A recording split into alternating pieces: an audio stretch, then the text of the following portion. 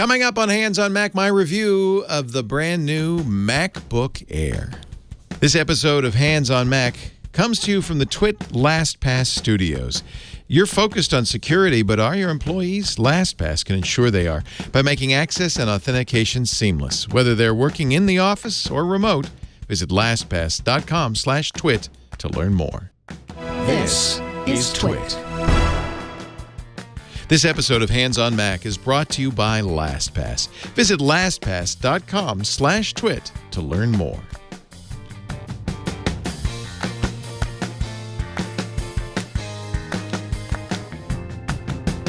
Hello, everybody. Welcome to Hands on Mac. I'm Leo Laporte, and I got my hands on a brand new Mac. It's not that often you get to say that.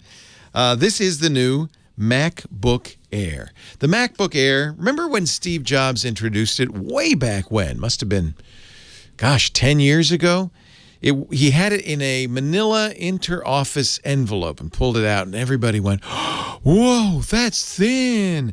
Well, it's still very thin. It, in fact, was the first in what is now called the ultrabook line, and Apple may have created it, but now pretty much everyone makes an ultrabook. What makes an ultrabook? Well, very thin, relatively light. Most ultrabooks are under 3 pounds. This one is just under 3 pounds. Usually they're 13-inch screens, good battery life, decent keyboard. That's pretty important. The good news is the MacBook Air is back as the ultimate ultrabook, especially if you're a Macintosh user.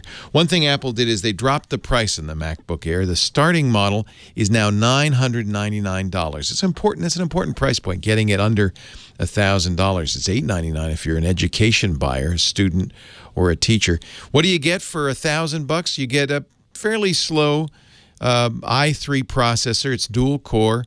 Runs most of the time at 1.1 gigahertz. It can clock up faster, but doesn't ever stay any faster. So it's a fairly slow processor. In fact, it's one of the it's a new processor from Intel, but it's one of the Y chips, which is frankly not the fastest processor out there. It's their mobile chip. You get 8 gigs of RAM. That's usable, maybe not desirable. And for $1,000, you get a kind of scant 256 gig storage. MacBook Air, the new one, the 2020, comes in silver, space gray, but I still like the gold. There's not a whole lot of companies making gold computers. I think that makes this pretty distinct. Now, of course, I didn't buy the base model. I upped the ante a little bit. 1.2 gigahertz i7 processor, and it's a quad core. I got 16 gigs of RAM. That's the max you can get, and a terabyte of storage. Apple does go up to 2 terabytes, but even this machine was pretty pricey, $1,849. That's a lot of money for an ultrabook, but as usual, you're paying a lot. All the new MacBook Airs have the same things the previous edition had: a real escape key, no touch bar. For a lot of people, that's a good idea. And I do like this fingerprint reader. That means it has a T2 chip in here. That's really great. Port-wise, not so great. It was just the 2 Thunderbolt 3 ports on the left-hand side. I would love to see one on the left, one on the right. Apple says, I just can't do it the way we're configuring the system board. All you get on the right is a headphone jack, and that's it for ports. You're going to be buying a dongle if you want to do anything but the most simple things. Both ports can serve as charging ports. Again, it'd be so nice to have one on this side. A lot of computers do that now so that I could charge on the left or charge on the right, depending on where my plug socket is in relation to me. These are full Thunderbolt 3 ports, though, and they get a lot of speed and performance. But the most important thing, as far as I'm concerned, and I think anybody's concerned, is the keyboard. Apple's new Magic Keyboard is, like on the 16-inch MacBook Pro, a real keyboard once again with scissor switches. It doesn't have a lot of travel, but it doesn't have that dead-ending thunk that the old MacBook Air had. It's usable. It's not great, but it's usable. And frankly, it's enough usable so that I'm going to go with a MacBook Air as my main machine because I like the portability I don't need a huge amount of speed as long as the keyboard is usable. Apple, of course, does a great job with their monitors. This is a TrueTone display, very high resolution, 2560 by 1600. It's a 1610 display. That's kind of the new thing. But you notice it isn't a very narrow bezel machine, and it still has the MacBook Air branding.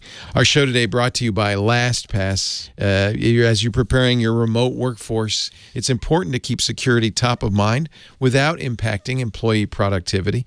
Transitioning to a full work-from-home environment can be complicated. Fortunately, LastPass is here to make the transition easier without decreasing security. LastPass lets IT teams remain in complete control over which employees are accessing which resources. Visit LastPass.com/twit to find out how they can help you. That's LastPass.com/twit. One of the things I'm going to do, this is my review on Hands on Mac of the MacBook Air, but for our product review program, Hands on Tech, I think what I'm going to do is do a kind of dual review, because the biggest competitor for this is the Dell XPS 13. And I want to do I have the new one of those too, the 2020. I want to do kind of a head-to-head comparison. So we'll do that in the coming weeks on Hands on Tech.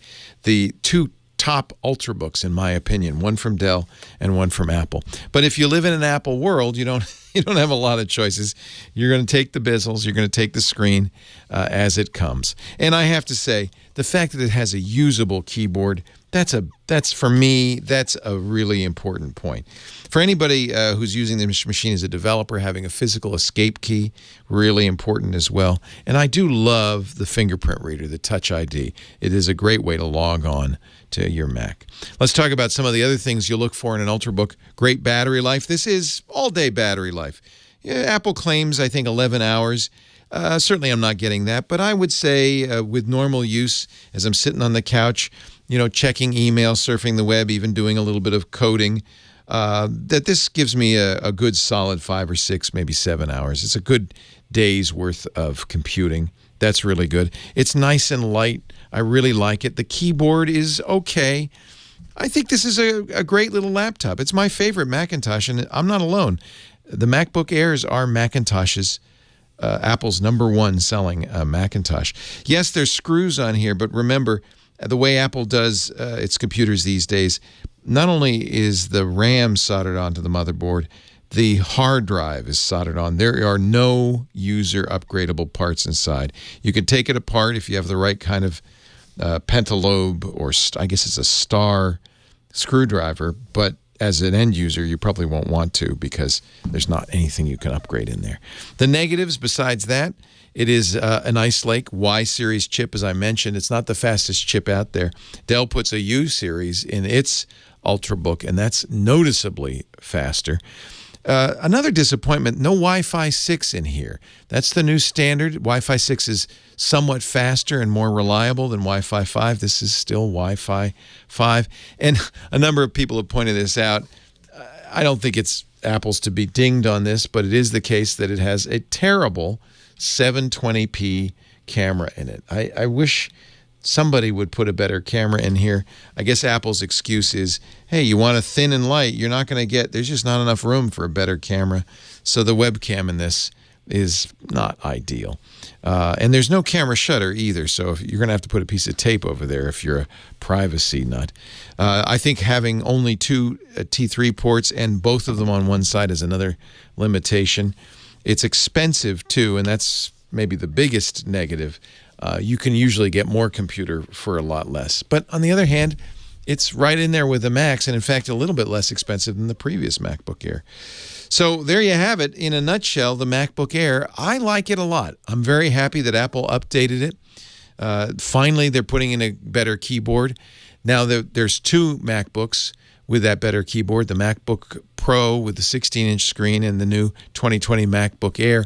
I expect that all upcoming Macintoshes, and we're waiting any minute now for a MacBook Pro 13-inch, will have this new scissor key. Hallelujah, Apple finally saw the light.